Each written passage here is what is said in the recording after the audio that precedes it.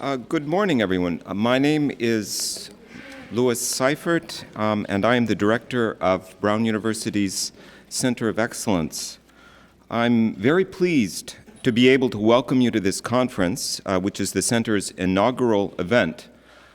In 2015, the Embassy of France invited Brown to join its network of centers of excellence, whose goals are to, and I quote from the Embassy's website, enhance the stature of France within European Union studies, advance relations between France and the U.S. through interdisciplinary teaching programs, encourage public-private research partnerships with France, and promote student interest in France.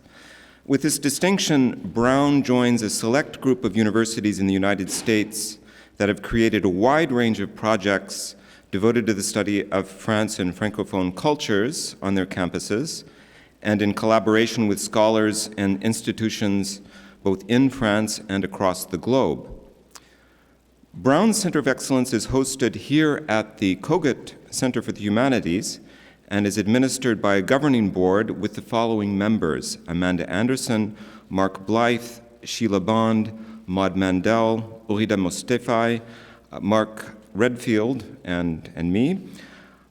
I would like to thank the members of the board for their support in helping to organize this conference, and to offer a special word of gratitude to Urida Mostefai and to Kit Salisbury, Trauder Kastner, and Kathy Wiggins, who have been instrumental in planning this event. I also want to acknowledge the financial support from the Embassy of France, the Consulate of France in Boston, Pierre and Marianne Sorel from the class of '92, the Office of the Dean of the College, the Department of French Studies, the Kogut Center for the Humanities, and the Humanities Initiative. Without their support, this conference would not have been possible. I hope you all have a copy of the conference schedule, which you can find close to the elevator. And I want to call your attention not only to the three panels, but also to the roundtable discussion at the end of the day, which begins at 4 o'clock, which will be followed by a reception at Rochambeau House, which is 84 Prospect Street. And I would also like to point out that the Providence French Film Festival, which begins tomorrow, will be showing the film Fatima, which treats questions related to the conference theme, tomorrow afternoon at 4:45 at the Cable Car Cinema. Now, when the Center's governing board decided on the theme of today's conference about a year ago, we knew that it would be a timely one, but little did we know then that it would become even more timely, and distressingly so. Although the primary focus of this conference is on France, it is impossible for us here in the United States to ignore both parallels and differences. Multiple high-profile events over the past year have raised the question of what place Islam can and should occupy in these two countries. And of course, those current events, such as the dueling conceptions of laïcité in the ongoing French presidential campaign and the Trump administration's travel ban on citizens of 7 majority Muslim countries, demonstrate that the theme of today's conference has a relevance and indeed an urgency that it is our responsibility as scholars and students to address with rational and fact-based analysis. Representing the fields of anthropology, history, and political science, the speakers we will hear today have worked extensively on the place of Islam in France and will provide us the opportunity to confront multiple disciplinary perspectives on this question. So I want to thank our speakers for agreeing to join us here for what will surely be a stimulating and important day of reflection and discussion. So it's now my pleasure to introduce Kevin McLaughlin, Dean of the Faculty, who will give a few words of welcome.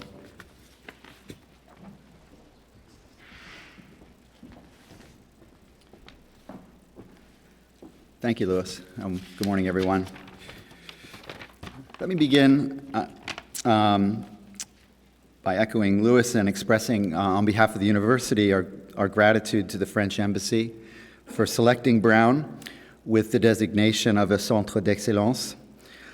This is indeed an honor to be among the 20 or so universities in the United States that have been chosen by the French government for this distinction. I would also like to thank the Kogut Center and its director and the governing board for launching this initiative, and the colleagues who've collaborated on putting together this inaugural event. The decision to focus on religion and laïcité in the inaugural event of this initiative places us in the middle, as Louis just mentioned, of a controversial space, and this, it seems to me, is appropriate. Universities have a special role to play in such spaces. Knowledge of history, language, religion, politics, and culture are desperately needed in the public sphere when it comes to questions that are too often addressed with more heat than light. But let me try to go one step farther. Universities, and in particular, I think humanities centers, I think it's significant that this initiative has been housed at the Humanities Center, have a role not only to bring light to these matters, but also to respect their complexity. Thus, beyond allowing for a diversity of opinion, universities have a responsibility to maintain a space of differing, informed views, each of which remains open to its own blind spots. Indeed, each of which remains committed to trying to discover these blind spots. Certainly, universities must counter the ideological bias of so-called alternative facts, but they must also defend a space, it seems to me, where it is not a matter of fact, and where, therefore, no position is in control of the truth. This is the space that has traditionally been maintained by what we call the humanities over the last couple of centuries, dare I say, since the Enlightenment. It's a space where one is often not simply on one side or the other. So it is fitting that we take up a topic that is named in the subtitle of the colloquium not so much as an opposition, but as what might more accurately be described as a dialectical relation, not between religion and non-religion, but rather religion and a religious category, namely laïcité, a sort of lay category born within the discourse of religion. So with that, let me welcome you to this controversial space, and to Brown, and to the Kogut Center for the Humanities, to this dialectical space, if you could call it that, and wish you a pleasant and instructive day of discussion.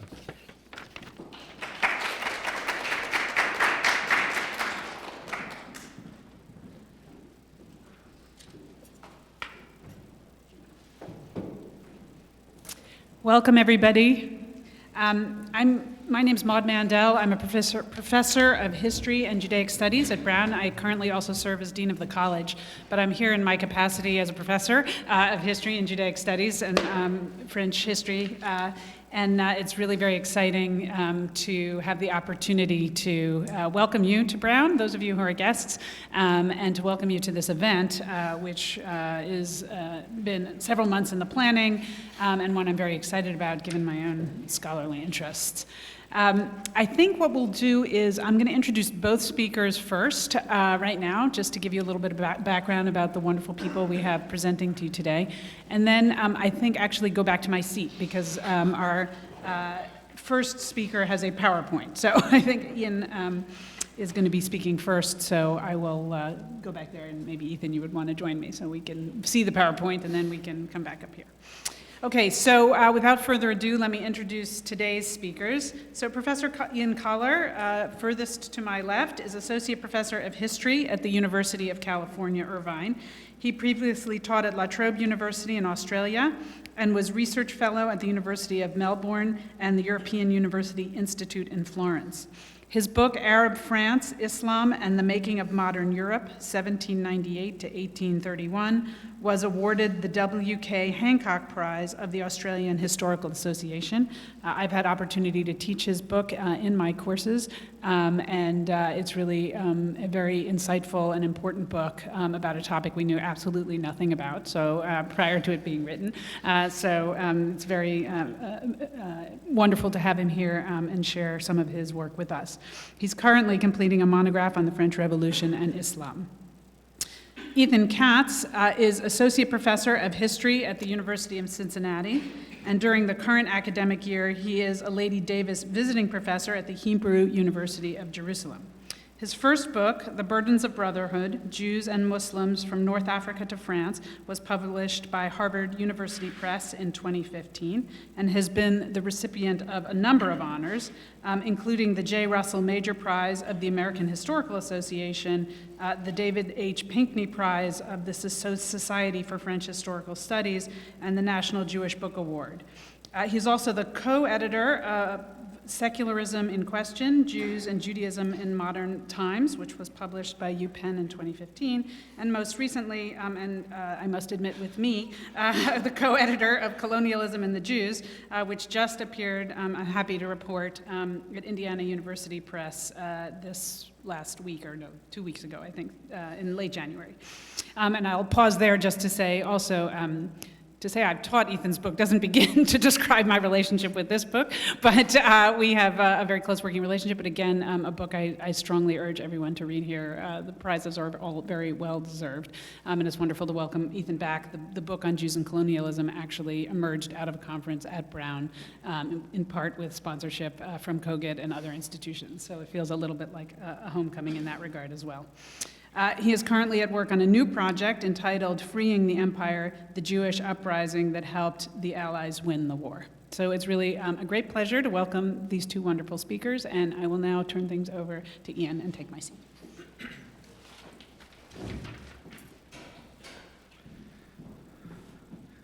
Well, thanks very much, Maud, and thank you very much to Brown and to the French Embassy for hosting this wonderful conference and for inviting me. I'm very grateful to Louis and Trauda and Kit and Urida, who have made the arrangements and been so warm and welcoming.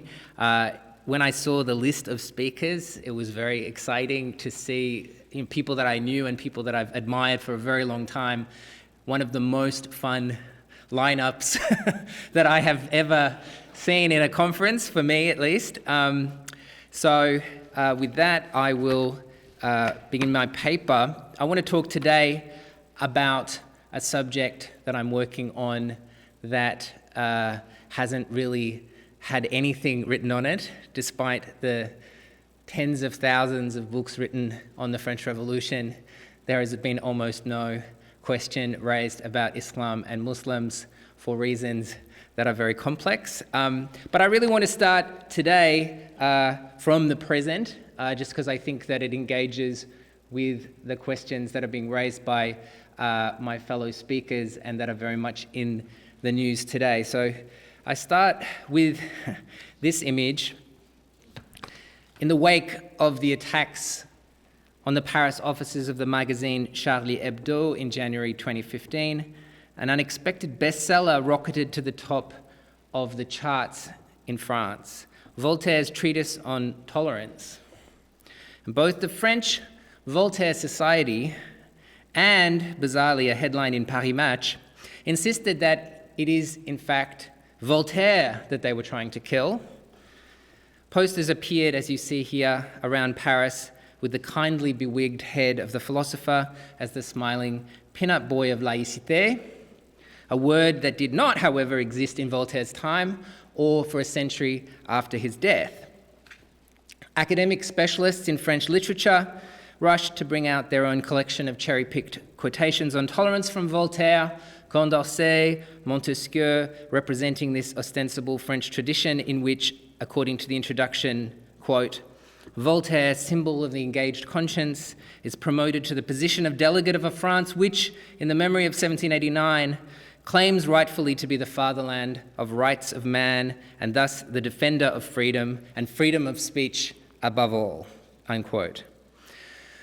So these specialists, I think somewhat recklessly, helped to transform an attack by a handful of radicalized French citizens against a magazine that had published derogatory cartoons of the Prophet Muhammad into a Manichaean battle between civic tolerance and religious fanaticism. And in doing so, I feel that they not only reflected the very binaries that the terrorists themselves used to justify their actions, but caricatured the complexities and sometimes the agonies of French history itself, which I think are so important for us to understand in order to dismantle some of these problems. The Société Voltaire went so far as even to describe Lassana Bathily, the Malian Muslim who helped to save the lives of his Jewish customers in the kosher supermarket on 7th of January, as Voltairean at heart. And that reminded me of responses that I received in 2005 when I wrote on H France a response to the riots and protests in the Paris suburbs, and a French colleague wrote in an outraged fashion that French people were very happy to accept what he called Voltairean Arabs, by which I think he meant those who renounced Islam. The problem is that Voltaire did not simply mock and blaspheme his own religion while tolerating others. He expended a good deal of ink vilifying other religions and their practitioners, particularly Jews and Muslims, in the most extreme terms. And given the simultaneous attacks carried out against Jewish targets on the day of the Charlie Hebdo attack, which I think received considerably less coverage than this focus on what happened at Charlie Hebdo, it was uncomfortable to recall Voltaire's extremely vindictive and voluminous remarks about Jews, not just as a religion, but as a race. And for anyone who had read his sycophantic correspondence with Catherine the Great, in which he congratulated her on killing Turks and expressed his fond desire to kill more with his own hands, his qualifications as an icon of tolerance seemed highly suspect. Even he himself admitted in his letters to Catherine that this did not seem to reflect very well on his supposed views on tolerance, but he said, "Tous les hommes sont flétris de contradictions. All men are riddled with contradictions," he announced cheerfully. So I don't mean to use these contradictions as a stick to beat Voltaire with, but rather to argue for the importance of uncovering these contradictions and complexities in a history of religion, revolution, and reaction that is much more complex than a simplistic highway from Lumière to laïcité. It's too easy to map the origins of France's troubles with Islam as merely an aftershock of an anti-clerical struggle that long predated the entry of Muslims onto the French scene. And to do so, I think, assumes the paradigm of Muslims as an uninvited party crasher to a French historical narrative which does not include them. And the same was imagined of Jews in the late 19th and the early 20th century, despite the evidence of Jewish presence in France preceding the arrival of Christianity. Thus, the contradictions of François-Marie Arouet de Voltaire, the author of the virulently anti-Muslim play Mahomet, or Fanaticism, as well as the treatise on tolerance, implacable adversary of priests and also of Jews, defier of kings and admirer of despots, can lead us to a different and more complex history of enlightenment and revolution, one that begins to recognize plurality not as a latecomer to, but as a component of French history.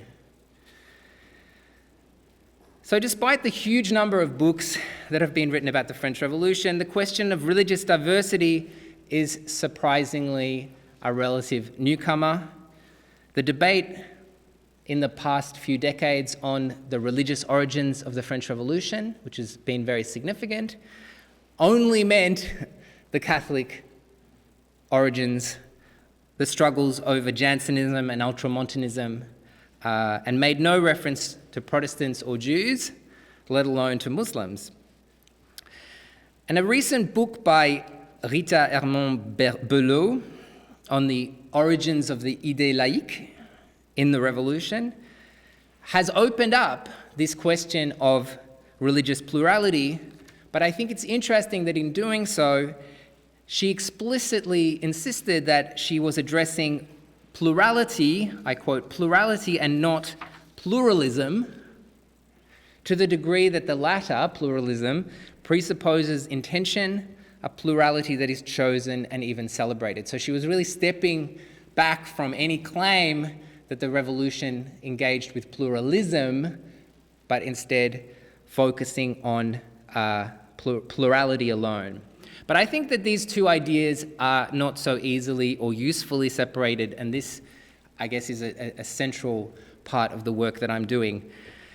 And I think in restricting her analysis to a religious reality preceding representation means to neglect to observe the shifts in the conception of religion itself during the revolution. So, as a result, while discussing Catholics, Protestants, and Jews, I think usefully for, for the first time, this is a relative innovation.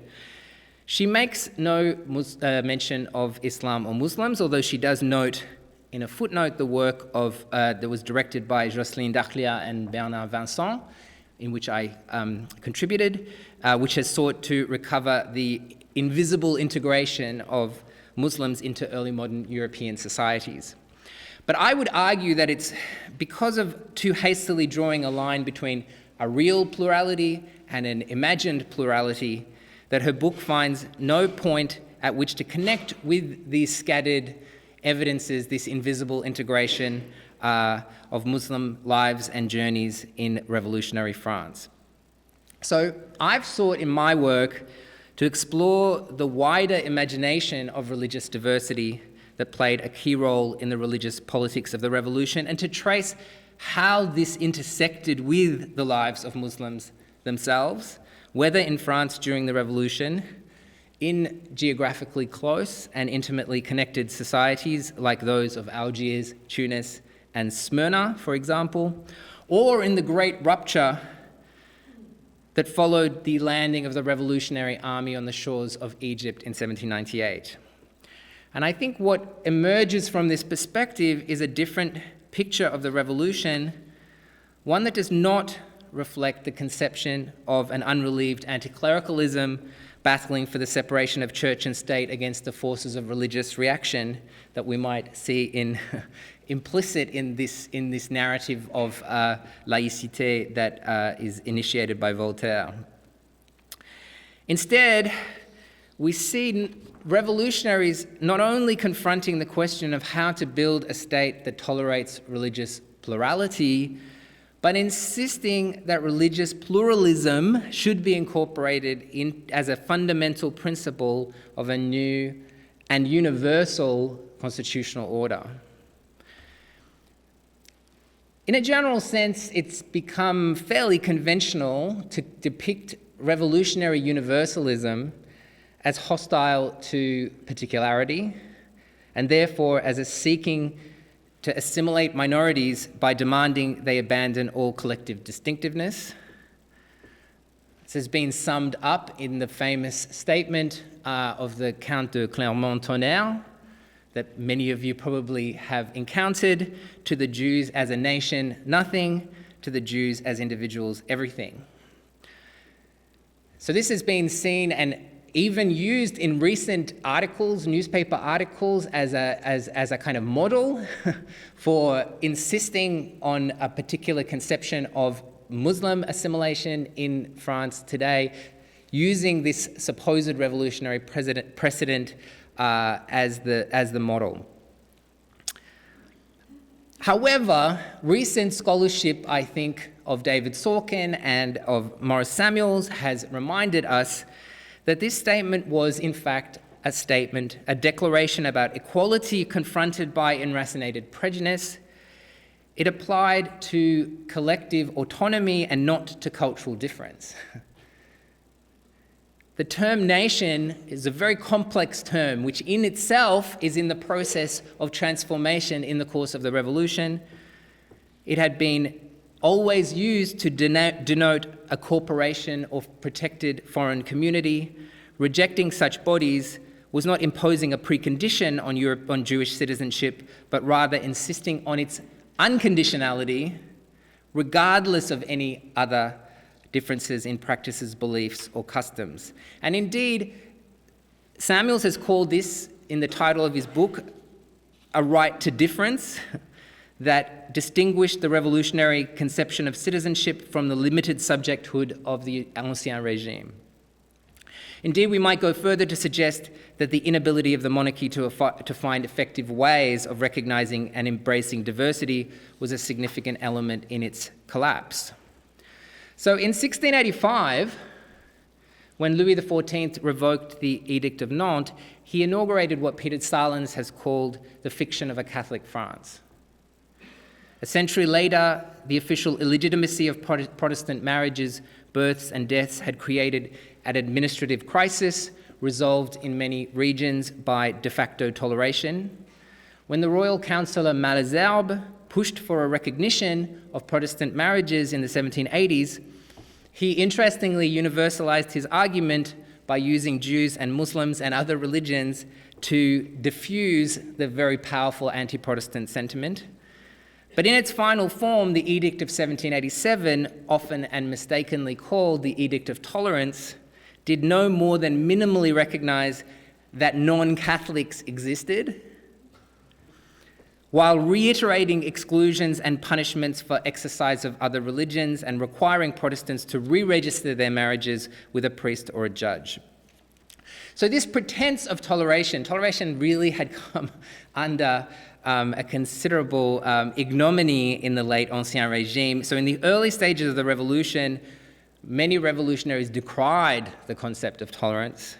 Rabot de Saint-Étienne insisted, "Tolerance, I demand that this word also be banished, this unjust word that presents us as citizens worthy of pity, like guilty men who need to be pardoned." Rabot demanded equality not only as an individual whose religion was tolerated, but as fully equal and fully Protestant.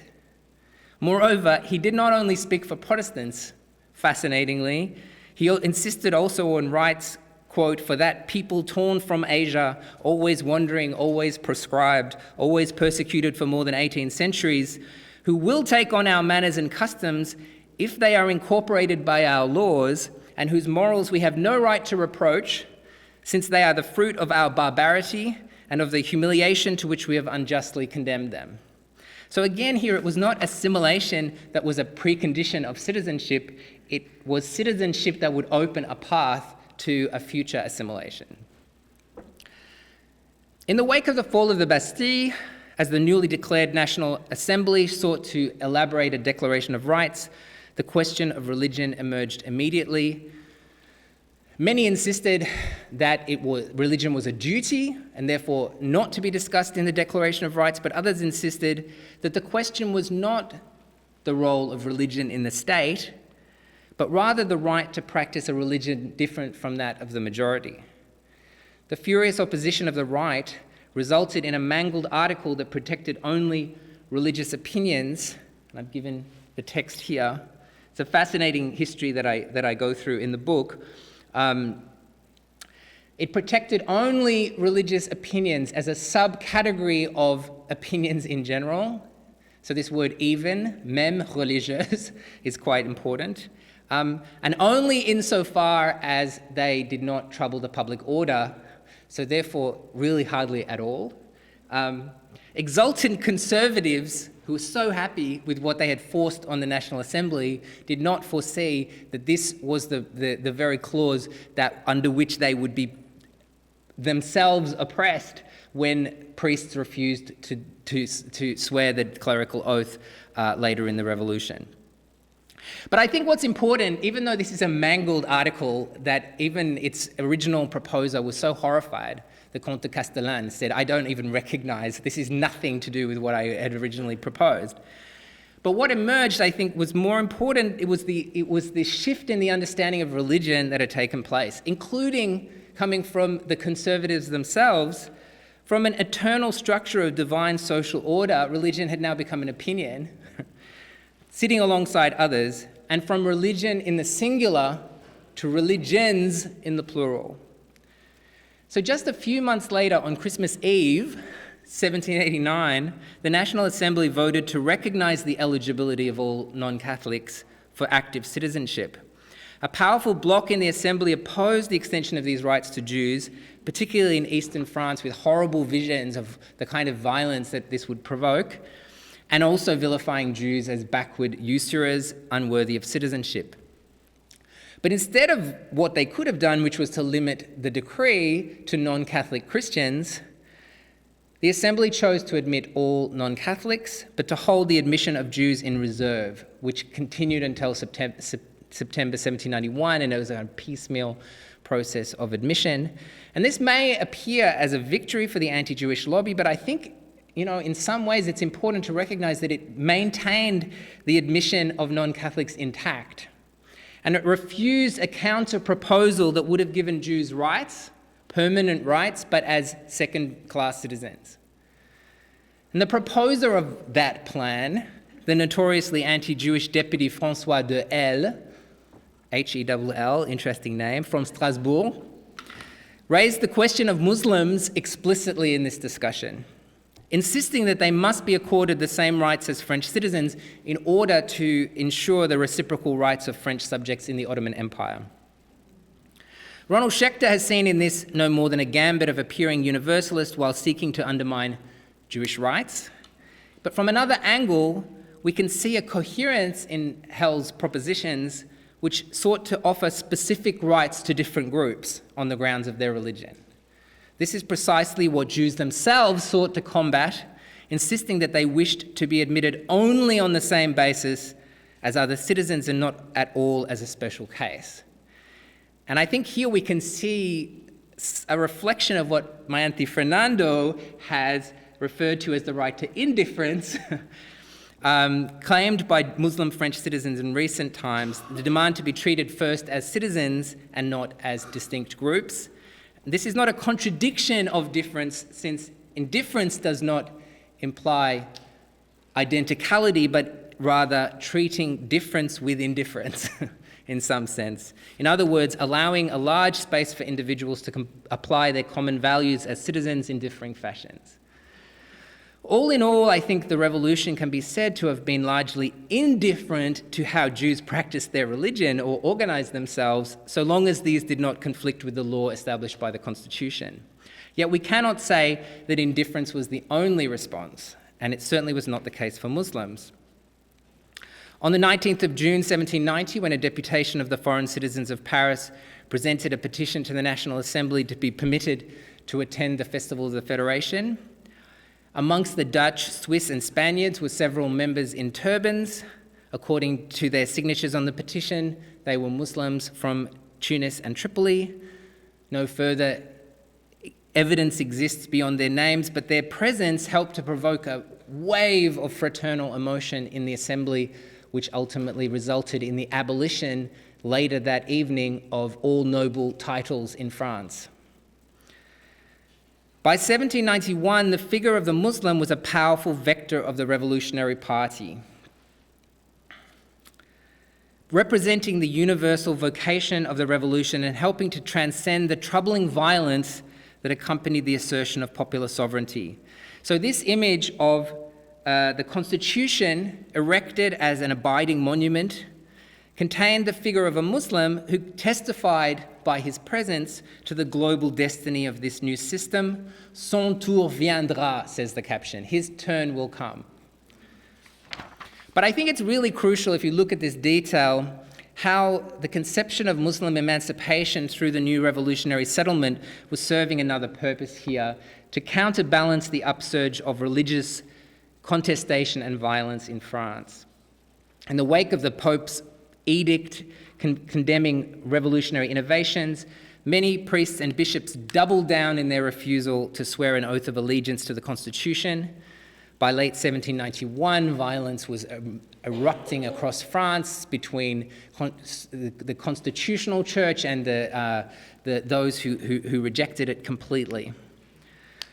As the war over religion escalated, religious conservatives alleged again and again that since Muslims now had the rights of citizenship, they would be participating in the newly introduced elections of priests and bishops, even bizarrely becoming bishops themselves. This was the sorts of things that they alleged.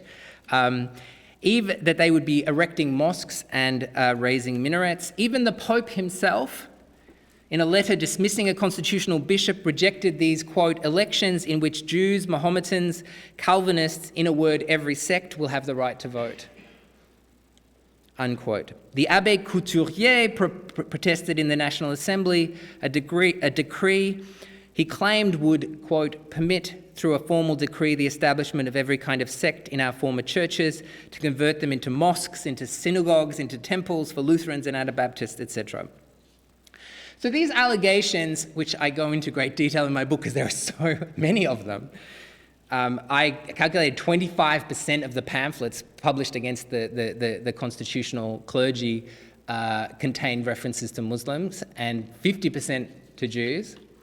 These allegations began as assertions intended to attack the reforms of church property and freedom of religion, but as the conflict wore on, they changed in nature. As the opponents of the constitutional church found themselves in a minority position, they began to draw on these kind of invented precedents for their own right to religious freedom. In discussing the question of whether priests who had refused to swear the civic oath should be allowed to open their own churches, a Breton deputy declared that if it was simply a question of religious opinion, then they should certainly be permitted to, quote, have their temples as the non-Catholics have their chapels, the Jews their synagogues, and the Muslims their mosques, unquote. Another deputy defended the right to dissent by asking, quote, can you prevent Paris from having its temples, its churches, its rites, its priests, its synagogues, its mosques? Unquote. If not, he insisted, you cannot prevent the nonconformists from remaining peacefully attached to their right. Under this constant barrage of assertions, the Revolutionary Party chose a remarkable path. Instead of expressing outrage at these insinuations and denying them, they reinforced their insistence that this new constitutional order was intended for everyone, including Muslims.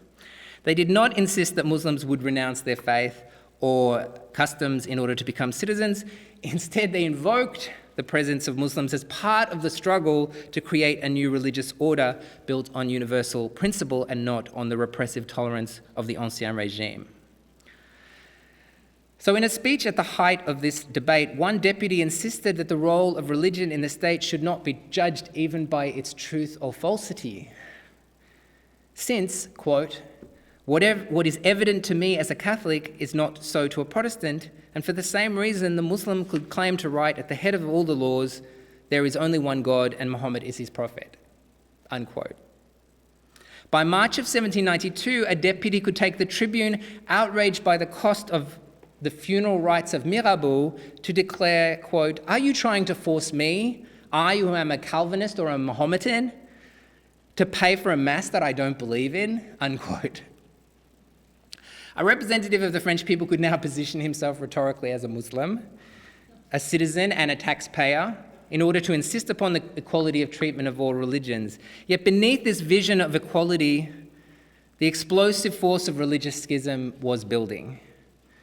As the defenders of Catholic traditionalism turned to counter-revolution, many of their opponents, horrified by the violence they felt was inspired by religious fanaticism, turned to a materialist vision that denied all religions equally. I'm not going to go into details on that, but really, this sense of the equality of all religions could also become the equal falsity of all religions. In response, the centrist forces of the revolution, the very party accused of the excesses of the terror, would try to articulate a new, all-embracing civic religion of the Supreme Being, a deism that they often presented as closer in spirit to Islam, with its single, supreme, and unitary God.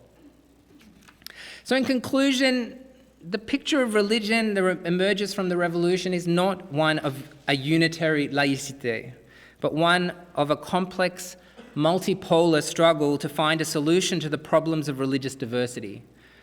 Rejecting both the coercive model of religious exclusion and the humiliating model of toleration, revolutionaries sought a new form of citizenship that would allow individuals of all religions to participate in the state, not in spite of their religious belonging, but in harmony with it.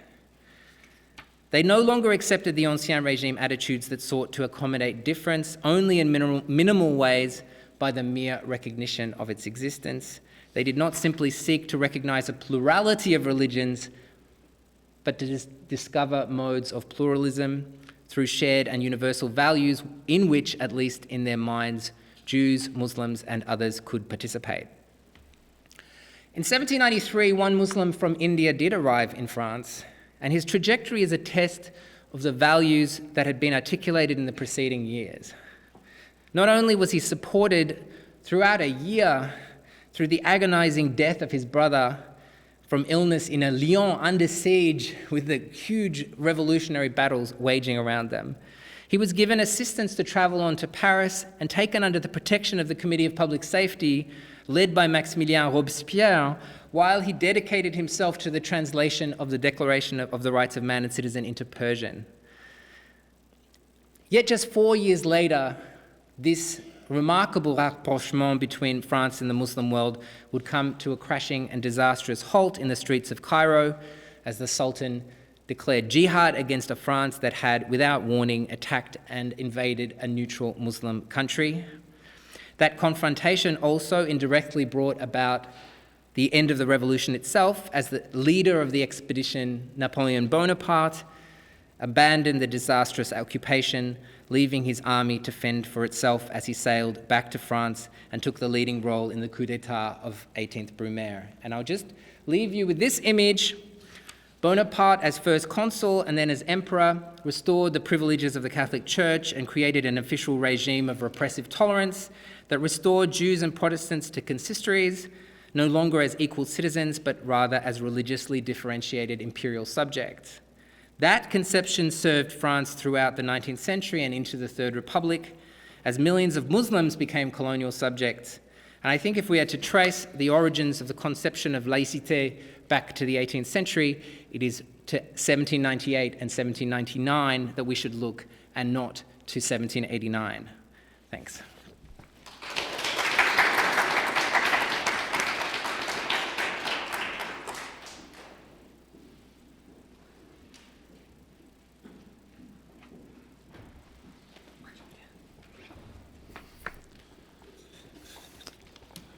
Good morning. Let me join Ian in thanking so much Louis for organizing this event and for the invitation. It is a wonderful program of participants that I'm honored to be on. Thank you also to Maud for her very kind introductory words. So, in some ways, we're going to be sticking with the matter of Muslims and Jews together. What I want to talk about is, however, much more presentist. You brought me here as a historian, but I felt like something of a journalist writing this paper because it's really focused on the last 2 years and the place of public Jewishness and Muslimness in France since the attacks of Charlie Hebdo and Hyper Cacher, and more specifically, what I see as the very uncertain place of Jews in contemporary discussions of Muslims and Islam. On January 13th, 2015, a few days after the attacks on Charlie Hebdo and Hyper Cacher, French Prime Minister Manuel Valls addressed the French Parliament. In a widely praised speech, Valls devoted considerable time to the positions of France's Jews and Muslims. In the first instance, he detailed the wave of anti-Semitism of recent years, calling it, quote, intolerable and inadmissible, and insisting that Jews had to be made to feel safer in France. Further, he argued, quote, we know from history that anti-Semitism is, quote, a symptom of the crisis of democracy, of the Republic, and he insisted that an attack on Jews was an attack on both France itself and the, quote, universal conscience. Valls reiterated a sentiment that he had expressed previously, quote, without the Jews of France, France would no longer be France. With regard to Muslims, the Prime Minister painted painted a picture that was at once parallel and more complex. While he denounced Islamic radicalism and said that France needed to show unyielding strength in the face of attacks carried out in the name of Islam, he also insisted France was not at war with Islam itself. Indeed, he asserted the fundamental importance of protecting Muslim fellow citizens and houses of worship. He spoke poignantly not only of anti-Muslim attacks in recent days, but also of the fear and shame expressed to him by Muslim friends. Islam, quote, he noted, is now the second religion of France and has its rightful place in France. He claimed that France now needed to demonstrate this not only to itself, but to the world. Underneath Valls' words about France's Jews and Muslims, one could detect more than a hint of a call for the tolerance of all religions in the public space, even intimations of a, quote, right to difference, like that championed most famously in the anti-racism movement of the 1980s. Both Jews and Muslims, Valls seemed to imply, while having distinctive positions and histories in France, faced peculiar challenges they were worthy of protection and respect. The intertwining of Jewish and Muslim destinies with one another and that of the Republic became most explicit when Valls declared passionately near the end of his speech, quote, I don't want it to be the case any longer that there are Jews in our country who are afraid or Muslims who are ashamed. Because the Republic, it is fraternal, it is generous, it is there to welcome everyone. Here, Valls had implicitly invoked a vision of France where an integration and by extension laïcité could follow the path of accommodation that has historically constituted the more pragmatic strand of French Republican secularism, which Ian gave us a whole new perspective on in his paper. And what I have in mind here has also been brought out in the work of Maurice Samuels, as he mentioned, Jean Bébéreau, Véronique Timier, others who have shown examples like that of Émile Combes, who was probably the most anti-clerical prime minister of the entire Third Republic, but who spoke about the Quran as a monument to literature and about how French school teachers of Muslim students should treat the Quran with the greatest respect. But in the same speech of Valls, there also emerged soon a different discourse of disparity. In the end, being Jewish and Muslim in public did not mean the same thing. In the case of Jews, when he spoke of one of the victims of the attack at Hyper he called it unacceptable that a man who had been sent by his father to France from Tunisia so that he could be safe as a Jew would be murdered while he was out, quote, buying bread for Shabbat. More than once, Valls bitterly denounced the fact that Jews were targeted simply for being Jews. Regarding Muslims, by contrast, he couched their acceptance in more conditional terms. Quote, the Republic, laïcité, the equality of women are compatible with all religions on our national soil that accept the principles and the values of the Republic. Whereas a Jew should be able to be a Jew in public, that was less certain for a Muslim. Suddenly it seemed that this was, if you will, a tale of two speeches. Now Valls was invoking the language of the more militant, uncompromising strand of laïcité that has sought to claim normativity since the early 21st century in particular. Valls declared that France had been attacked because of measures like its controversial 2004 law banning all, quote, ostentatious religious signs in public schools, a law that was, of course, meant to respond specifically to the hijab. And he said because of its 2010 ban on the so-called burqa in public spaces. At the heart of Valls' speech, then, lay a deep tension between two distinct models of laïcité and, by extension, of the Republic. Within this contradiction lay another one that is equally important for our purposes. On the one hand, Valls' statements about Jews' importance to France's essence and his more cautious approach to Muslim inclusion suggested that, unlike Muslims, Jews had a special place in the fabric of the Republic qua Jews. On the other hand, at arguably the climactic moment of his speech, Valls had made an explicit analogy between the position, vulnerability, and difference of Jews and Muslims, respectively. Now, I've lingered over Valls' much acclaimed speech because during the 2 years hence, its contradictory impulses would prove emblematic across several moments of crisis and controversy. So I want to argue that this opened a critical new phase in an old story. Repeatedly since the 19th century, the images and fates of Jews and Muslims in France and its empire have been deeply entwined, perhaps even since the Revolution, as Ian has suggested. And more specifically, French discourses about Muslim difference have served both to highlight and to relativize Jewish difference. There are numerous examples. The case of the discussions of emancipation of Jews in Algeria in the 19th century is one. Another that both Maud and I have written about at length elsewhere is that of the months surrounding Algerian independence in 1961 to 1962, when Jews from Algeria secured guarantees of French citizenship in direct contradistinction to Algeria's Muslims who had to forfeit theirs. The events of 2015 and 2016 introduced a new conversation specifically about laïcité, in which Jews have at once served as the foil and the shadow for fears about Muslims. When Valls said France would not be France without its Jews, he highlighted the necessity of both Jewish difference and integration to the French Republic's self-conception. At the same time, his statement about the compatibility of the Republic with all religions that accept its principles echoed the calls of revolutionaries and 19th century reformists for the, quote, regeneration of Jews in exchange for citizenship and full equality.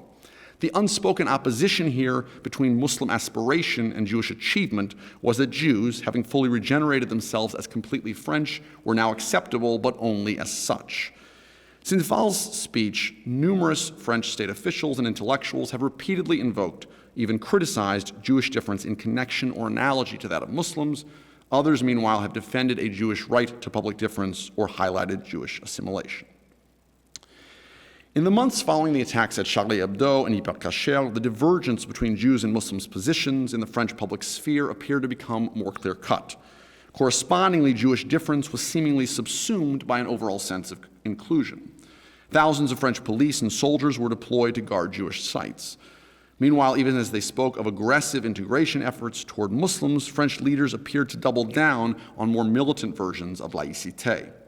For many, the free expression championed by Charlie Hebdo, and more specifically the need to defend the newspaper's right to ridicule Islam, became emblematic of laïcité, no matter the lack of historicity in such an understanding. Within 2 weeks of the attacks, the French Education Ministry announced a plan to invest 250 million euros in, quote, moral and civic education, emphasizing both a renewed focus on laïcité and the need for French teachers to stamp out any attempt by students to question the values of the Republic. They claimed that this had been something that had been tolerated far too much by French teachers in recent years. French President François Hollande designated December 9th as a National Day of Laïcité to be celebrated in all public schools. For Jews, the issue of laïcité in schools has long been highly complex. Many Jews vocally supported the 2004 ban on so-called ostentatious religious signs in French public schools because they saw it as a bulwark against the rise of Islamism. At the same time, because the law banned not only the hijab but also the kippah, it accelerated the mass departure of traditional Jewish students from the French public schools where they had enrolled in large numbers only a generation before. Now it was the school cafeteria that was about to become a site for debates over laïcité, and once more in a discussion focused on Muslims, Jews too became implicated. National controversy erupted over efforts to overturn the widespread practice of the so-called substitution menu. Such an option has long been available in thousands of French public schools as an alternative on days when the cafeteria's main menu contains pork. In March 2015, however, Gilles Pratré, mayor of Chalon-sur-Saône in eastern France, announced that effective September 2015, his town would institute a single menu for all students. Pratré cited, quote, the principle of laïcité, which is the foundation of our coexistence. Several other municipalities considered following suit, and also invoking laïcité, France's former president and at the time future presidential aspirant Nicolas Sarkozy reiterated his own call for an end to the substitution menu. To be sure, such voices were far from unanimous. Prime Minister Valls sharply opposed such measures, as did many members of Sarkozy's own party. But nonetheless, the contest over the substitution menu saw state actors seek to curtail the observance of Jewish and Muslim traditions in the name of religious freedom and neutrality. While the move clearly targeted Muslims, it affected thousands of Jewish students as well. Moreover, it renewed a long-standing emphasis on the importance of certain kinds of food and drink to the French national character, frequently leading to questions about Jews' depths of Frenchness. As Pierre Birnbaum has documented, pork in particular has long been widely recognized as, quote, an emblem that unifies ways of doing, ways of feeling, and of celebrating among all citizens. This was hardly the first time that expositors of the Republican tradition had struggled to take seriously the religious laws and traditions of certain groups concerning forbidden foods. The controversy echoed long-standing pervasive ideas among secularists, wherein enlightened modernity is treated as opposed by definition to religious legal codes and bodily rituals. Becoming a secular and loyal citizen, according to this super-secessionist outlook, must entail the abandonment of such laws and rituals. Such an outlook resonates further in contemporary France for not only Muslims but also Jews due to widely circulating writings valorizing St. Paul, the Jew who became an apostle, as a model for contemporary universalism. In particular, prominent French intellectual Alain Badiou has written extensively about the, quote, authentic Jew, of which he considers Paul as the archetype. This Jew is defined as, quote, the one who says in the name of all others that there is no law separating them, and channels himself, quote, to break the divisive law and devote humanity to the universal. Badiou contrasts this so-called Jewish authenticity with what he terms the, quote, virtual Jews and their, quote, SIT complex, standing for Shoah, Israel, and tradition. He claims that an emphasis on these three things has made these so-called virtual Jews intolerant of what he has described as the ideal Jew. That is, the Jew who abandons any laws and rituals that separates him or herself from the rest of the body politic. What Badiou's outlook shares with the opponents of the substitution meal in public school cafeterias is the idea that if Jews want to be the Jews embraced by France, they should shed any vestiges of their particularistic religious practices or cultural identity. In the face of the controversy over the substitution meals, French Chief Rabbi Chaim Corsia spoke up in the name of the counterposed understanding of laïcité, what I referred to at the outset as the more pragmatic strand. He denounced Maire Platre's action as, quote, heresy, and sought to reclaim the pragmatic accommodationist strand of laïcité, defining laïcité as, quote, living together while preserving the freedom of each individual in respect for the other and the law. Now, if debates over pork in school cafeterias highlighted common predicaments of Jews and Muslims, the events of November 13th, 2015 separated the two groups once more. That night, in a series of coordinated attacks, Islamist terrorists murdered 130 people in Paris and its northern suburb of Saint-Denis. In the wake of these attacks, French Jews spoke optimistically about a stronger identification between themselves and the wider French public.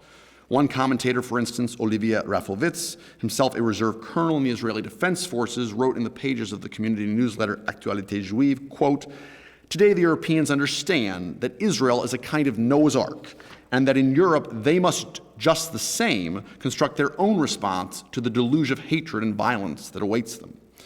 Some even noted that the site of the most lethal of the November 13th attack, the Bataclan nightclub, not only embodied hedonistic Parisian secular culture, several years earlier the club had actually hosted gala events in support of Israel so that it was regarded by many pro-Palestinian activists as a, quote, Zionist space. These comments strongly linked the challenges faced by France and Israel, respectively. Public Jewishness and public Frenchness seemed almost one and the same in their vulnerability to terror.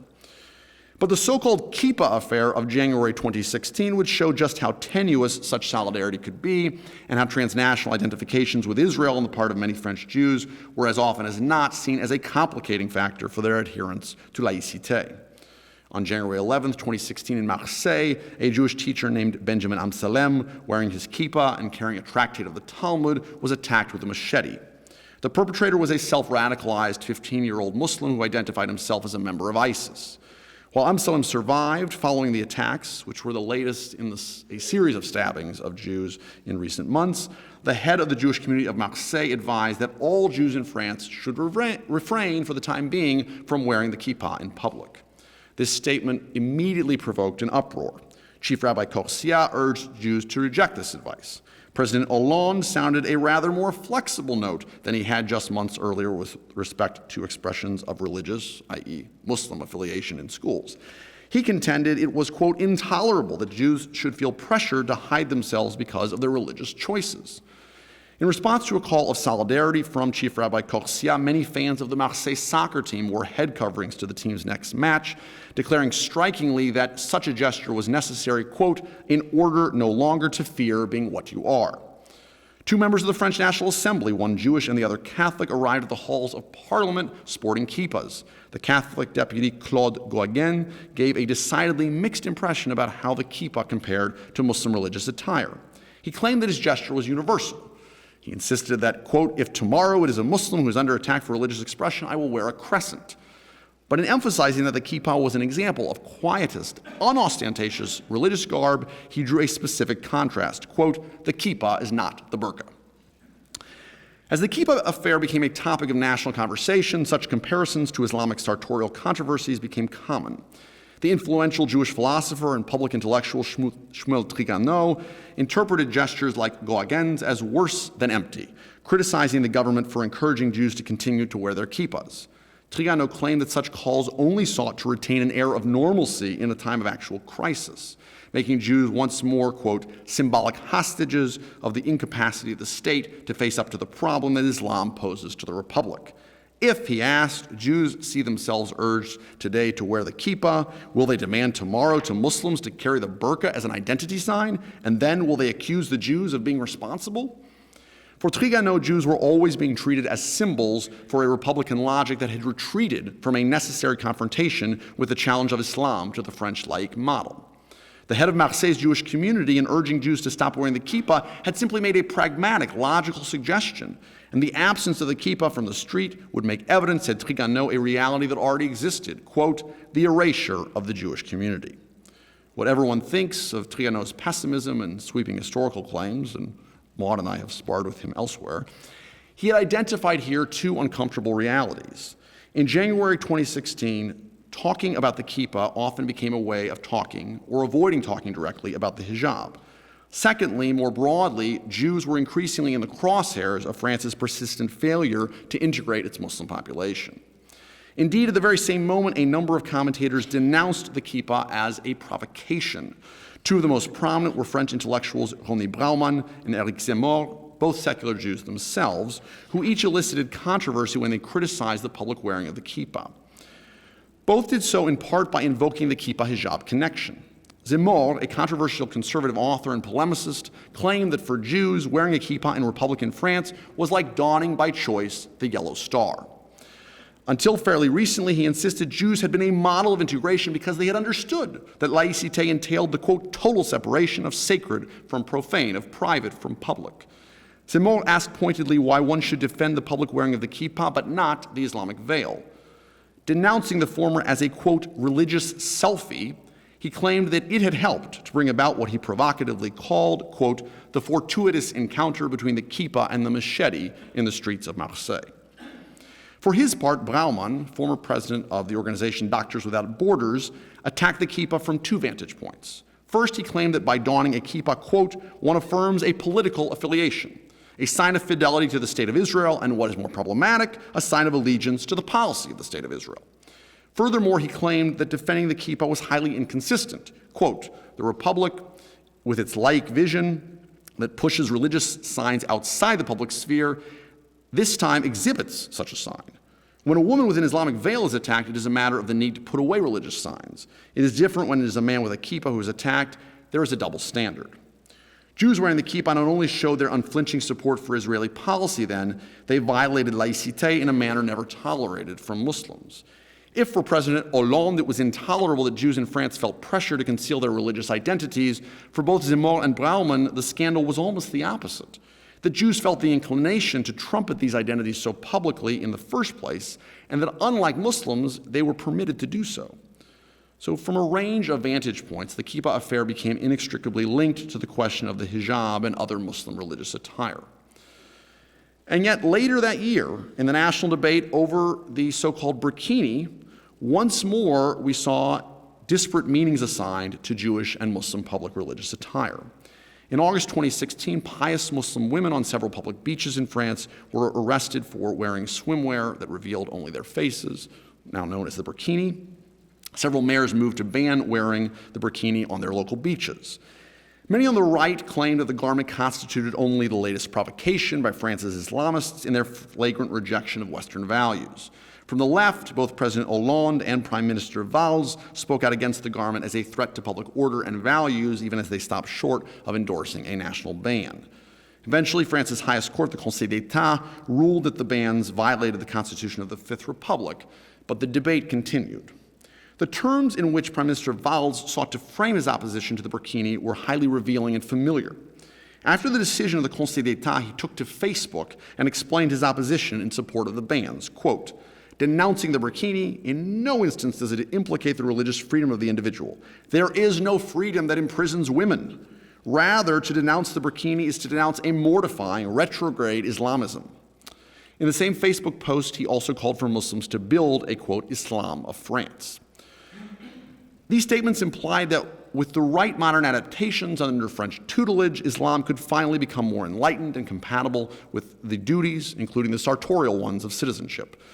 Valls made his position more explicit a few days later when he actually went off script and declared in a speech, quote, Marianne, symbol of the Republic, she is bare-breasted because she is feeding the people. She is not veiled because she is free. That is the Republic. Like many others, Valls appeared entirely unaware that the burkini is a type of swimwear that emerged recently from an effort among many pious Muslim women to negotiate with the modern world, and which has provoked condemnation from the likes of ISIS. The Prime Minister instead conveyed a common assumption. Women would only cover themselves in restrictive swimwear if forced to do so by their husbands or religious authority. A woman would not choose this article of clothing that made her less free and less modern and encumbered her body in the public sphere. Thus, even if at first glance the burkini affair separated Muslims from Jews, it ultimately reinscribed the same supersessionist logic as that seen in the controversy over school lunches. Once again, a state official treated as accepted fact the view that, by placing constraints on the body, a religious practice traditional to Muslims and Jews constitutes an obstacle to the full exercise of modern French citizenship. Even the specific garment of the burkini resembles strongly the swimwear of religious Jewish women who go to public beaches in France and elsewhere. Now, if there's a political bookend to the period that began with the attacks on Charlie Hebdo and Hyper Cacher, it would seem to be the presidential elections of this spring. And nowhere is this more clear than in the continuing centrality of Jews and Muslims and their frequent inseparability in political rhetoric. In a radio interview on November 23, 2016, former Prime Minister and then leading presidential candidate François Fillon caused an uproar as he responded to a question about Muslim integration in France. He opined, quote, we must fight the fundamentalism in the Muslim community.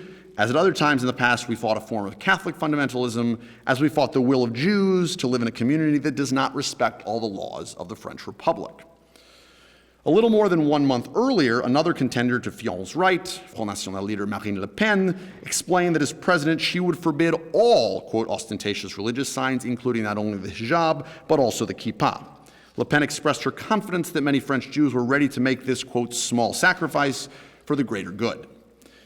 In February of 2017, she reiterated this proposal, and a few days later, she added a new one. All citizens of non-European countries would have to give up either their non-French or their French citizenship. This proposal clearly targeted primarily the large number of Muslims who are citizens of both France and a country in North Africa, but Le Pen affirmed that she would bar as well the maintaining of both Israeli and French citizenship. Now, at first blush, it might be tempting to see these statements, all of which elicited fierce critique from French Jewish spokespersons, as simply a classic case of an appeal to a right-wing Catholic-inflected ultranationalism frequently tinged with anti-Semitism, which does retain a foothold in conservative French politics.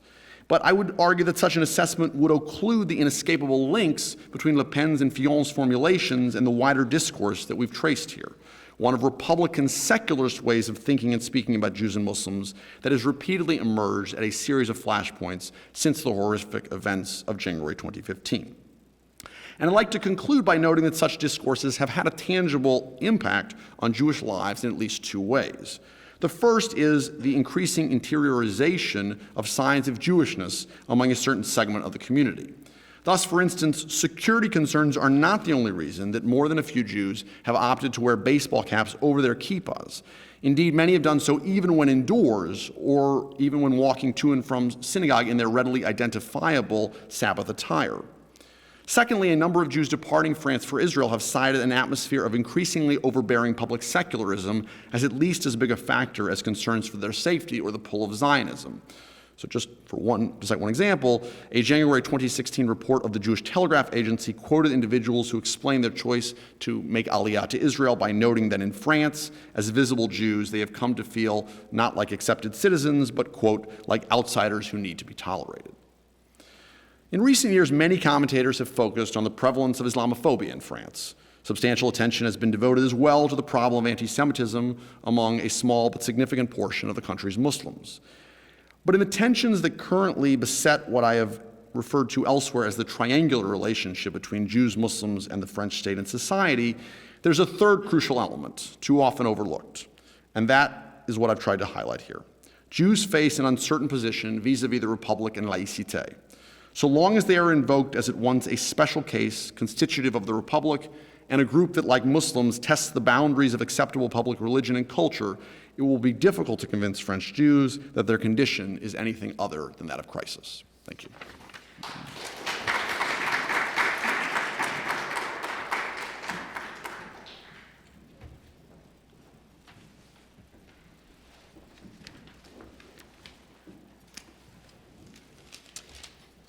Thanks to our speakers for two wonderfully rich papers for kicking off our discussions today.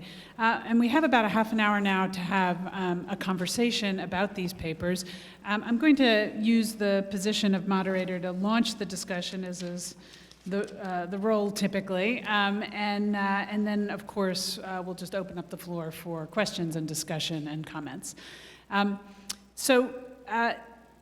I will begin, and of course it wasn't an accident that we launched the conversation today on France and Islam with already a question about, which is, can we talk only about France and Islam when we talk about the role of Muslims in France and Islam in France, and how quickly the question of Jews come up. Now, of course, we could have started with two other papers and that wouldn't have happened, but I'm so glad we did, because I think it immediately launches us into a problematic that is really crucial to a discussion of laïcité in France and its minorities. I'll just say, again, before I turn to a question by way of introduction, certainly Ethan and I come out of a long tradition in the field of Jewish studies where book after book after book is written about the Jews of France with nary a mention of Muslims or of Islam. Increasingly, that is becoming impossible, in part because of the work the two of us and others have engaged in the last few years. But it does then raise a question very quickly that I think we need to grapple with. So I think I'll ask first a specific question that was arising for me as I listened to Ian, and then let him answer that, and then a more general question to both of you about this. And in some ways, my question to you, Ian, was reinforced as I was listening to Ethan's paper and thinking about this sort of problematic of the triangle and the dyad, Jews, Muslims, French secularism, or just Islam and French secularism. So Ian, my question when I was listening to you really was, particularly when I think about the project that you're currently completing or working. I'm not sure if the book on French Revolution and Islam is currently finished, but is that out yet or coming out soon? Near finished, okay. So which is specifically on Islam. It was very striking because I introduced you to the audience as working on that book and having working on Arabs as France, but at least as much of your talk was actually about Jews or Protestants and others, right, as it was about Muslims and Islam. And so it really did raise a question for me about to what extent one could actually write, certainly in these early period, and when thinking about the origins of French laïcité and religious minorities in France, by focusing on the singular, the subgroup, the particular, and of course France had a very, as some of your evidence suggested, particular relationship with the Ottoman Empire, certainly with Egypt, as your other work goes on to talk about as well. That is a particular story, but to what degree the history of laïcité itself just simply can't be disentangled at this early period from that larger sort of question of other minorities. So I'm wondering if you could just speak to that a little bit, and then maybe we'll open that up to a broader discussion.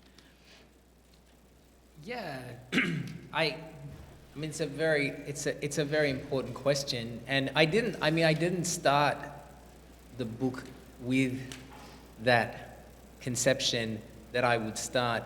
I mean, I think there would have been another way of beginning by looking at all of the work that had been done on other minorities and then trying to kind of fit the work on Muslims into it. Instead, I really started just by looking for Muslims as much as I possibly could, partly because it came out of some questions that were raised in relation to Arab France, which had the word Islam in the subtitle.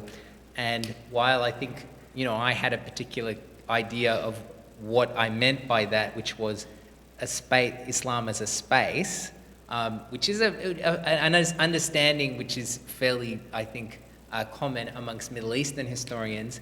But European historians tended to say, well, to consider Islam as a religion primarily. And I do think that is actually sometimes a kind of an issue with Europeans and European historians, is to kind of abstract Islam as a religion from all of its other kind of dimensions, the spatial dimension, the cultural dimension, all of these, the lived dimension in some sense.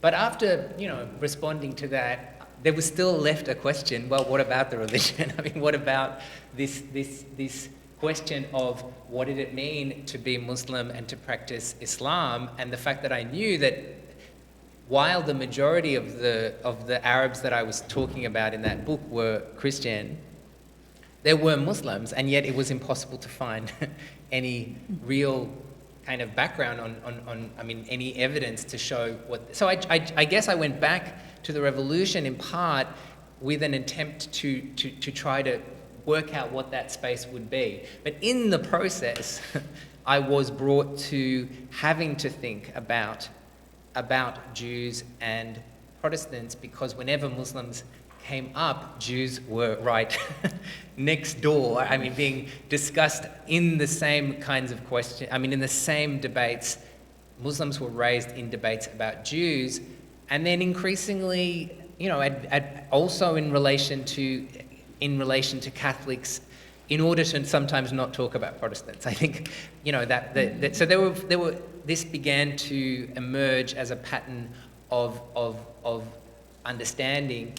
I mean, it also threw me to other questions that I hadn't expected to open up, including fundamental questions about gender and sexuality, from which I had not begun. So yes, this question, especially in then going back to not just the references to Muslims in the debate over the Declaration of Rights and religion, but to the question of religion more generally, and how that actually shifted and what it meant. And then that took me back to 1787. In the end, I was going to write a whole chapter on 1787, and I didn't. I've kind of enfolded it into the rest of the book, but I think there is a really important reflection to be made on what was happening in 1787 in relation to this.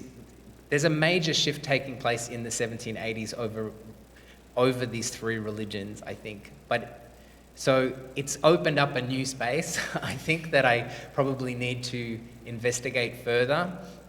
And that's just come out of.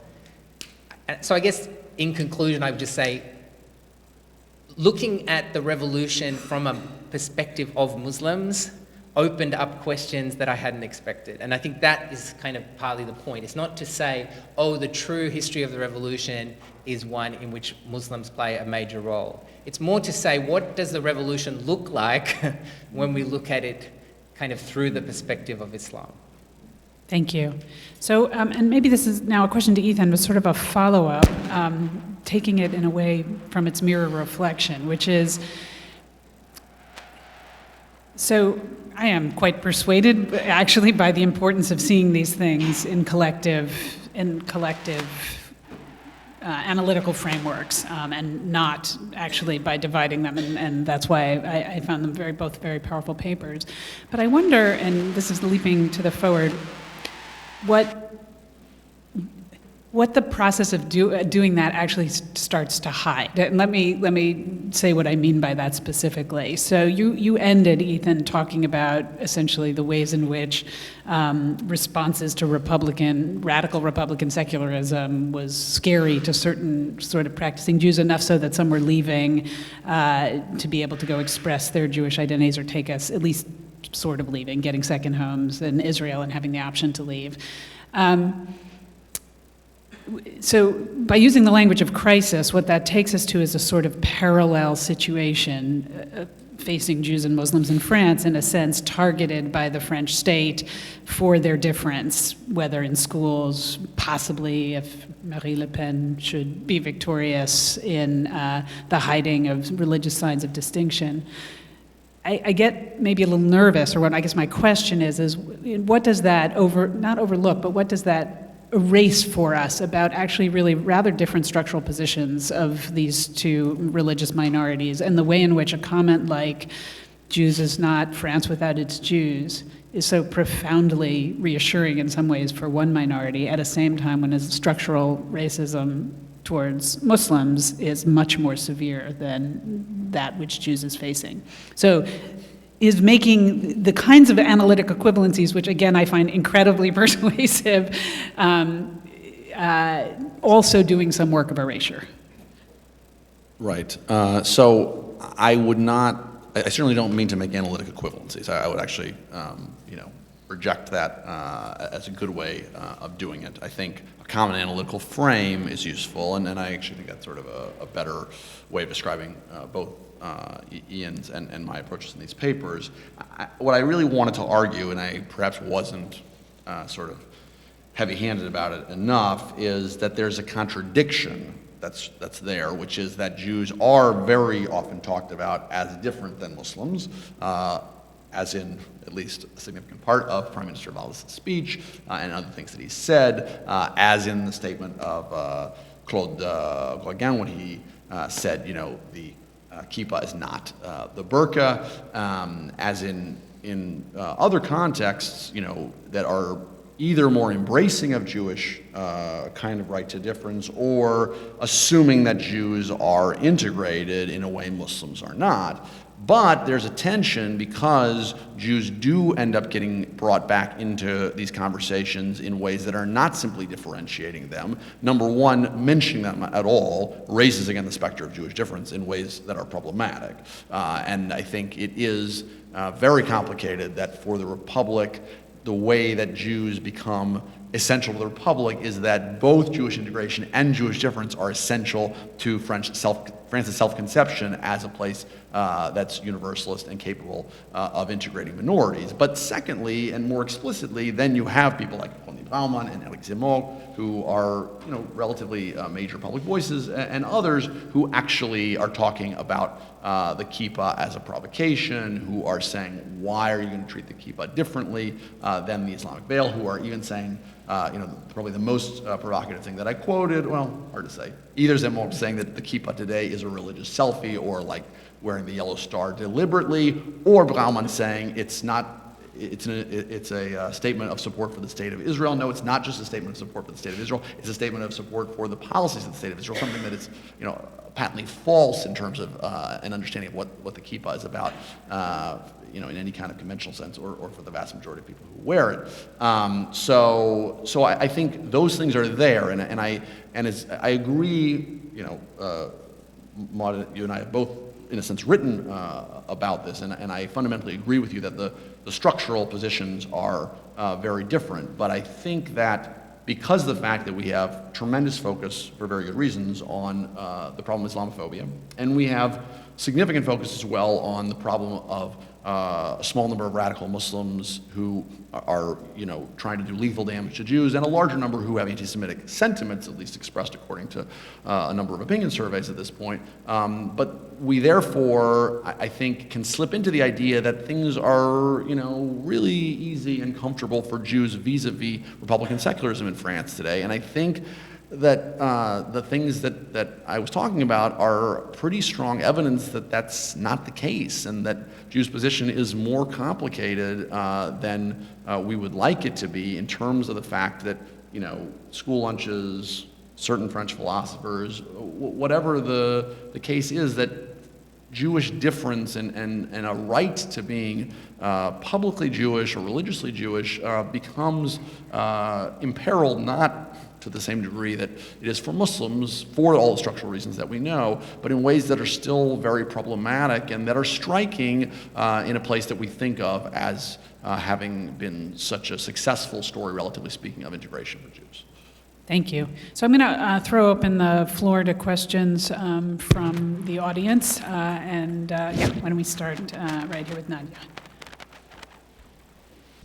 Thank you very much for these two fascinating papers. I have questions for both of you, and I want to follow up on Maud's suggestion to open up the conversation also to the debates on Islam in the US. And so Ian, I was really, really fascinated by your talk, and also what you said in your answer to Maud when you said that you're looking at Islam not as a way to say another story of the revolution, but to open up new questions. And this really made me think of Denise Spalberg's book, Jefferson's Quran, in which she quotes this phrase that Jefferson used to cite about how the Jew, the pagan, and the Muslim should be also included in the understanding of religious freedom and American citizenship. And I was wondering, listening to the examples you gave about the French deputies, how much do you think this was a trope, like this phrase, like the Jew, the Muslim, and the pagan, that was used at the same time, interestingly, across the Atlantic to think about religious freedom and citizenship? And according to Spalberg, Jefferson's quote was directly driven from John Locke. So do you know if among the deputies that you're looking at who used this kind of reference in France, was this also the same sort of genealogy from Locke, or was it something else, or is there? I mean, I would be interested in knowing more about how this, where does this idea come from? And Ethan, I was also very interested in your talk, and also going back to the US, I was wondering if you have an explanation or an interpretation about why do you think it is that in the US, Islamophobia and all the expressions of Islamophobia seem to have triggered very promptly reactions of solidarities among Jews and Muslims, as we have seen recently after the executive order. And it seems that in France, it's been more tricky to create these organizations and these movements of solidarity, despite the fact that Islamophobia has been very real for longer. And my second question also is about how much do you think these ambiguities and tensions in the interpretation of symbols like kippa and the burkini, etc., is also an effect of the inability of religious leaders, no matter what the religion is, to challenge the state leaders and the state representatives' obsession with defining what's a proper religious symbol. And I mean, as you suggested, the fact that they decide one time, the kippa means this or the burkini means that is just completely absurd. Or recently, Marine Le Pen said that Muslim women cannot wear a burqa, but they can wear a Mount Fatma. I mean, since when a Mount Fatma is a religious symbol? And it's just this intriguing inability of religious communities and leaders in France to just challenge this state intrusion in the definition of religious symbols. Thanks, Nadia. Yeah, I'll start.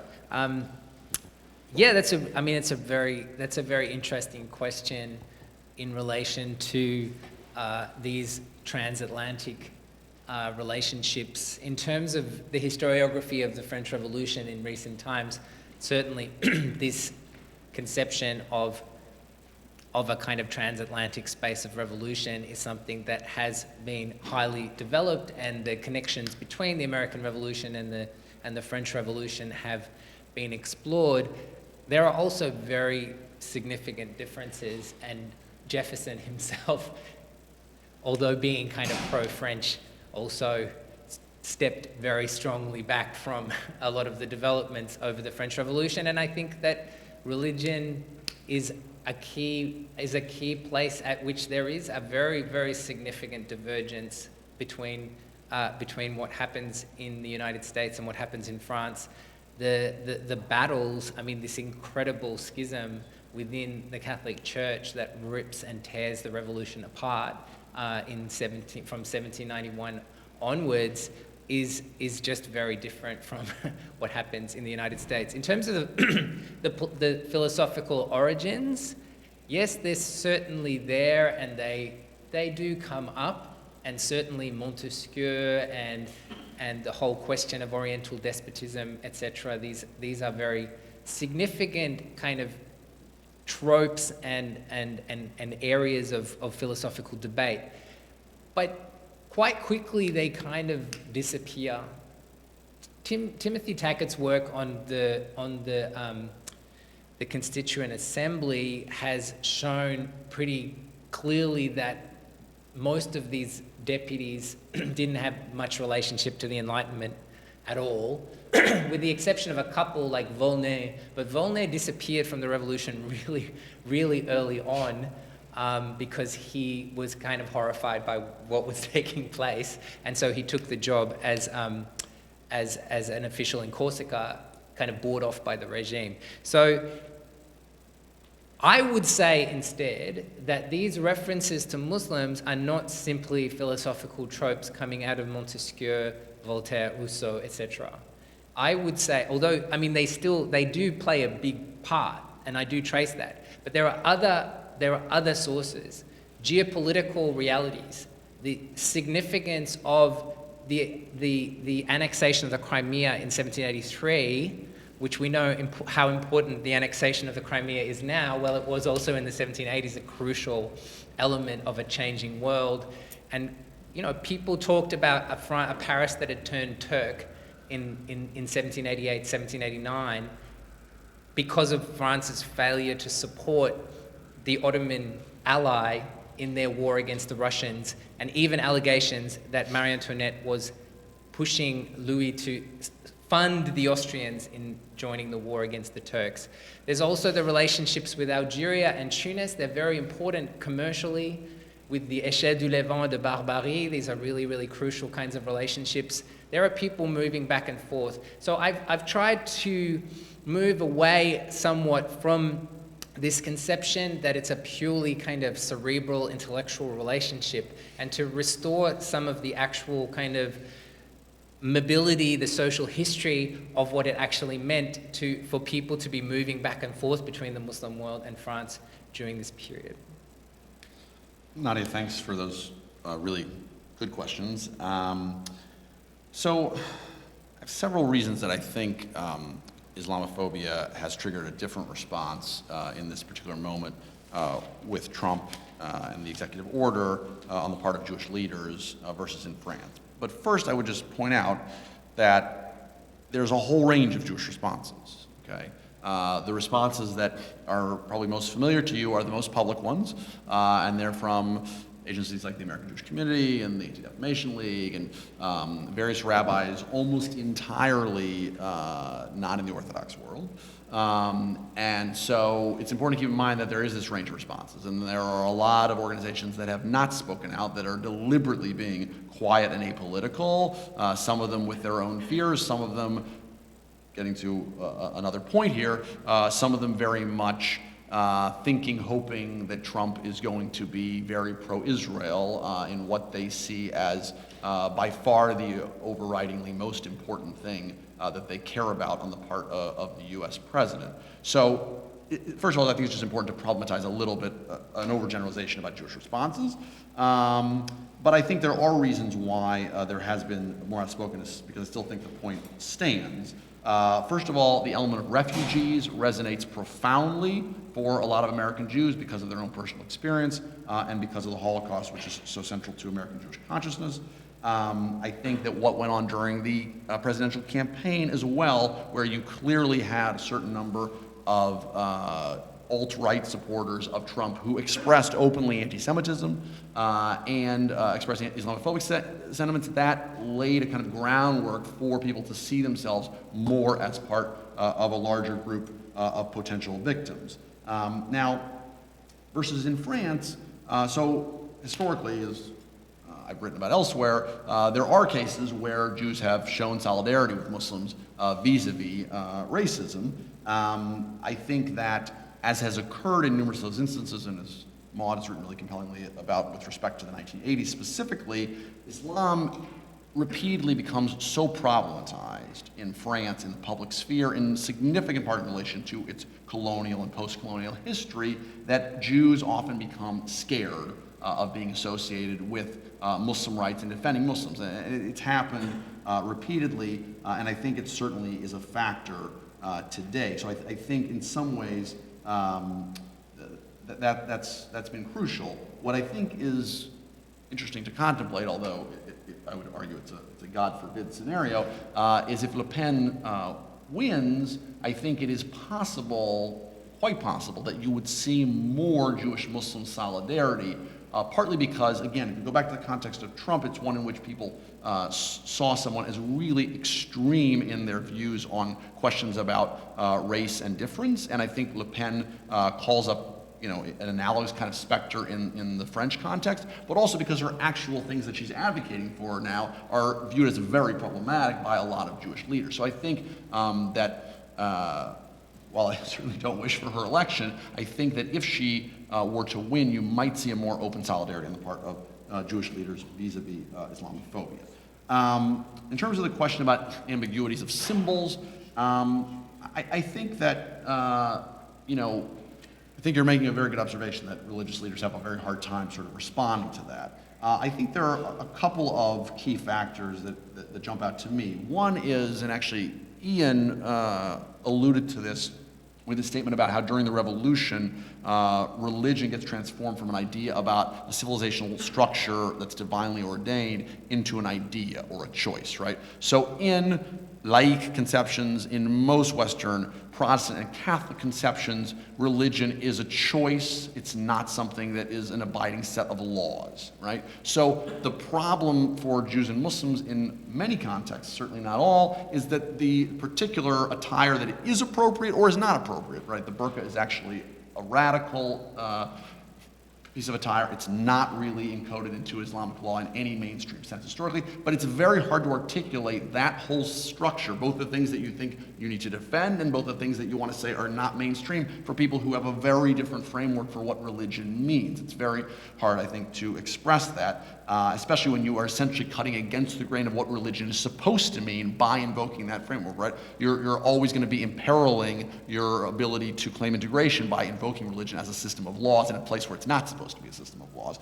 But secondly, it's the politicization of these symbols and the politicization of religion, right? So both for Jews in terms of Zionism, also for Muslims in terms of particularly radical Islam, it makes it much harder for these symbols become so much more loaded, right? And they become all these scary assumptions around them, and they also sometimes become threatening to leaders in terms of the effort to disentangle those things from that politicization has huge problems at the communal level for these leaders. Yes, Donnie.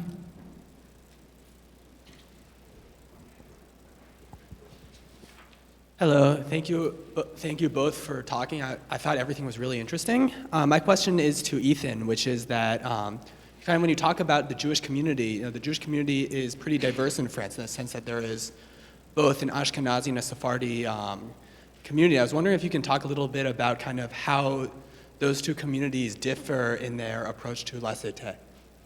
Approach to? Approach to kind of your laïcité. Sure. So it's a great point, of course. There is no, quote, Jewish community or, quote, Muslim community that should be understood as very singular in France, and easy to fall into that trap even accidentally. So I would say, broadly speaking, and it's an overgeneralization, but many Ashkenazic Jews really see themselves as embodying a kind of traditional so-called Republican Judaism, as Birnbaum described it, where you interiorize your religion, that's what it means to be a French citizen, that's how you show that you're fully French, and those who came from North Africa, particularly from Morocco and Tunisia, did not sort of have that experience. One interesting thing that contradicts this, or complicates this, I should say, is that many Algerian Jews, at least we look at, for instance, the results in Eric Cohen's demography of French Jewry from about 10 years ago, many Algerian Jews are like ultra Republican Jews in terms of the way they try to frame themselves. So they're even more assimilated. They're even more insistent that they are laïc in terms of their Judaism. So, I mean, I do think, broadly speaking, there's this really strong Ashkenazic tradition of Republican Judaism, and there are some differences where many Sephardic Jews see that public Jewishness should be much less problematic, and that has helped to really shift the contours of public Jewishness in France in the last 40 years, but we shouldn't oversimplify it.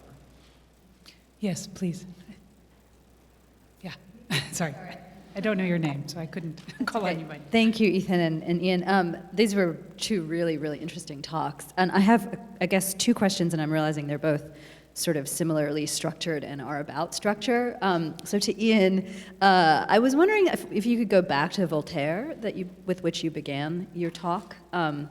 The Voltaire, right? And rather than, so you sort of start with him, but then end up doing a reading of the French Revolution that's quite contrary to what Voltaire in some ways stands for. But I was wondering if you might actually go back and read the connection between Voltaire and Charlie Hebdo as a kind of structural connection between the sort of imminent contradictions of toleration within the Republic, right? And actually read that connection not as a false one, but actually as a true one. The kind of the way in which that Voltaire's toleration actually entails a particular attitude toward not just religion, but to Muslims in particular, to questions of where the limits of speech lie, et cetera, et cetera, et cetera, the role of insult, right? So that was my first question, and then the second question is for Ethan, and I was just really curious about how you read Le Pen. In terms of her relationship to what we keep referring to as the Republic. In some ways, because right, the Le Front National has always been understood as somehow outside of republicanism. And I was wondering if you see Le Pen in some ways, and I know she's different from her father, but I think there are ways in which one could argue that she lays bare the contradictions of the Republic in really clear ways. And I was wondering if you would agree with that, and if so, or if not, if you could maybe just unpack how you see her relationship to what you're calling the Republic and its relationship to Jews and Muslims. Yeah, that's effectively, I agree. I mean, that's how I would see Voltaire. My point was not so much to, although I have to say, find it irritating when there's kind of self-evidence of Voltaire as being brandished around. Being kind of using Voltaire as a stick to beat Muslims with, right?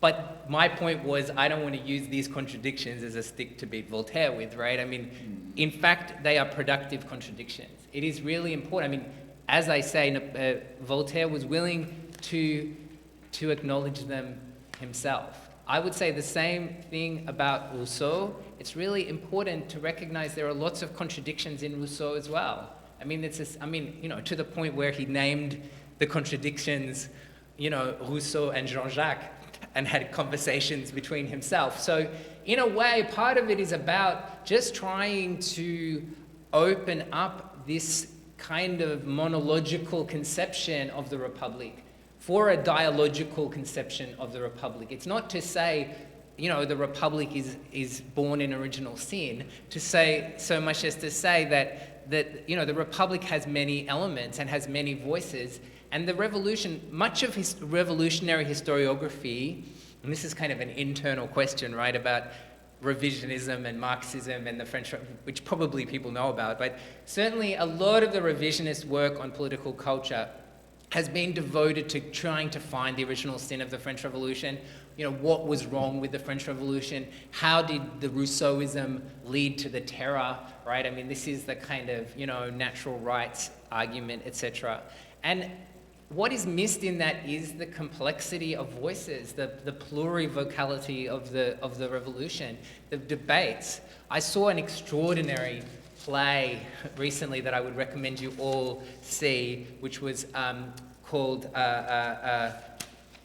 Ça ira, fin de lui, and I was lucky enough to go and see it in France, and they reenacted the debates from the early part of the French Revolution, but taking all the names away. There was no Mirabeau and Robespierre. It was just, you know, Madame Forêt or whatever, I mean, you know, and men and women. And I mean, sitting in that, you were part of the assembly yourself, and hearing people screaming at each other and at moments physically attacking each other in the midst of this debate, we had the restoration of what these actual debates meant kind of in that moment. So it's part of, I think, restoring that and restoring it to Voltaire as well, I think.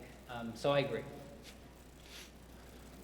So, yeah, I think that's a really good question. I'm reminded of 10 years ago or so, a professor of mine trying to say, well, you know, Le Pen, isn't he sort of also his own version of the Republic? And I sort of thought that was a really problematic way of thinking about the Republic or Le Pen, but having learned a lot more and thought a lot more about the Republic since that time, I think he wasn't so far off base.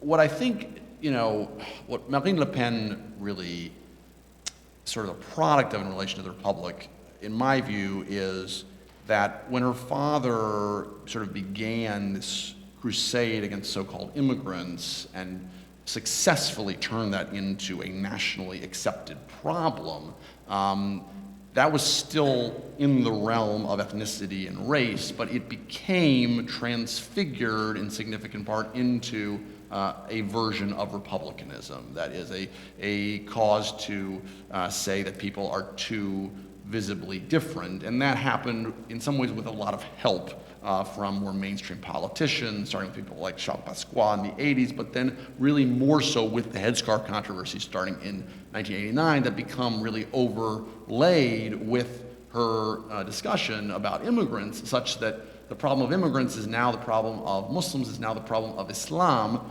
And so part of her success, I mean, she's obviously done a lot to rebrand the party, but part of her success is also in convincing people this is a problem of the Republic.